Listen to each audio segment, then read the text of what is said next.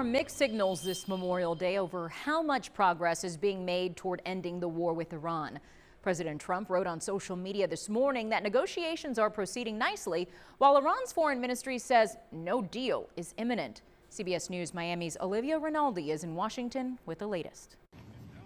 After laying a wreath at the tomb of the unknown soldier to mark Memorial Day, President Trump recalled the 13 U.S. service members who died in Operation Epic Fury. These incredible men and women gave their lives to ensure that the world's #1 state sponsor of terror will never have a nuclear weapon.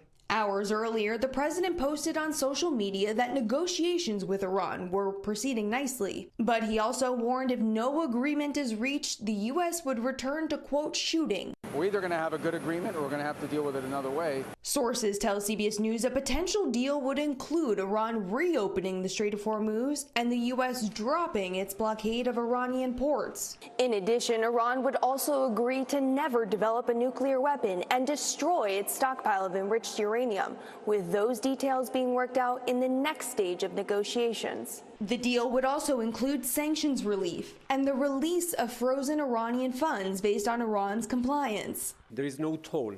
Iran acknowledged the two sides have reached consensus on a number of points, but stressed that the proposal under discussion does not include immediate concessions on the nuclear issue. There does seem to be a lot of back and forth between the two sides on precisely the nature of the restrictions on the nuclear program and the amount of money, essentially, that Iran will get from the United States if they abide by those restrictions. President Trump also posted Monday that any deal should include a requirement for several additional Middle Eastern countries to join the Abraham Accords and normalize relations with Israel. It comes as hostilities continued in Lebanon Monday between Israel and Iran's proxy group Hezbollah.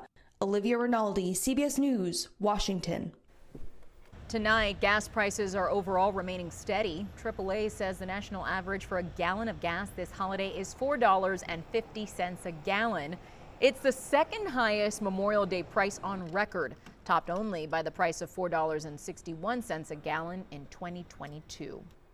And here's where prices stand across South Florida. Miami-Dade is at $4.37 for a regular gallon of gas. Broward is at $4.41 and Monroe is at $4.68.